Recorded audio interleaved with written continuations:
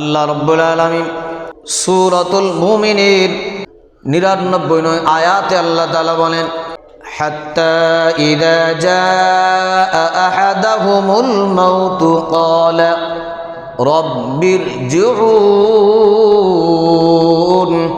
যখন কোন বৎকার মানুষের মরণের সময় হবে, আজরাইল আলাইহিস সালাতু ওয়াস সালাম যখন রূহ টান দিবেন, তখন এই বৎকার মানুষটা বলবে, ইরজিউনি ইরজিউনি, আমাকে বের করবা না, আমাকে আবার ফেরত দাও, ইরজিউনি, আমাকে আবার ফেরত দাও, আমাকে আবার ফেরত দাও।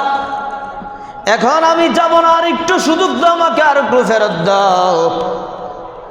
ফেরেশতারা বলবেন, কেন কেন তোমাকে আর ফেরত দেব?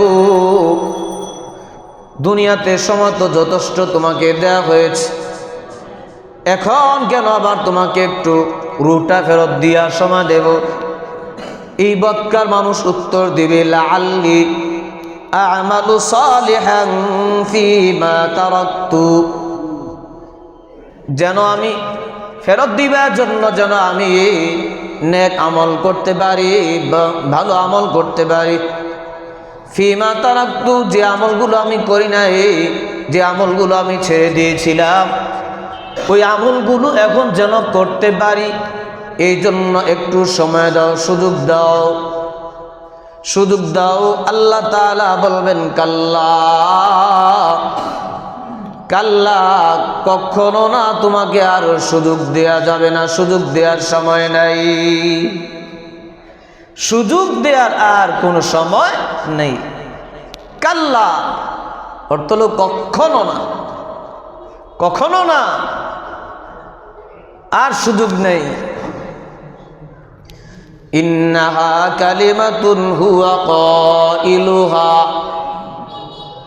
তুমি যে কথাটা বলছো, জানটা যদি তোমার আবার ফেরত দিয়ে দিই, তাহলে তুমি নেক আমল করো, বা পূর্বে সময় পেয়ে যে আমলগুলো করো না, ইচ্ছাকৃত হয়ে ছেড়ে দিছে, এগুলো এখন আবার করবা।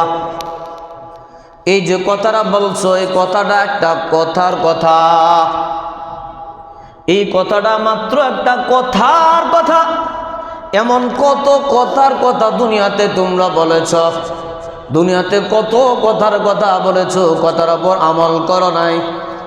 এখনো একটা কথার কথা মাত্র বলেছ, আসলে জানটা ফেরত দিল, আর তোমরা আমল করবা না, দুনিয়াতে গিয়ে আমাকে ভুলে যাইবা, আমি আল্লাহকে ভুলে যাইবা।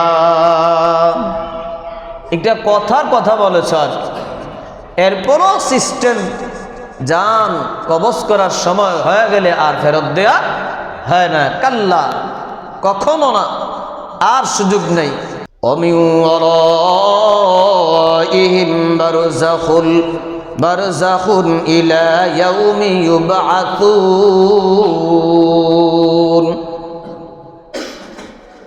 তোমাদের সামনে আলমে বরজখ আছে। এখন সামনে তো আলমে বরজখ, পুনরুত্থান পর্যন্ত বরজখের সময় থাকবে। আলমে বরজখ অর্থাৎ কবরের হালাত, মৃত্যুর পর থেকে নিয়ে হাসরের ময়দানে উঠানো পর্যন্ত যে সময়টা, এই সময়টাকে পরিভাষায় বরজখ বলে বা আলমে বরজখ বলা। সামনে আলমে বরজখ, ওখানেই যেতে হবে, দুনিয়াতে ফিরার আর কোনো সুযোগ নেই, রূহ ফেরত দেওয়ার আর কোনো সুযোগ নেই।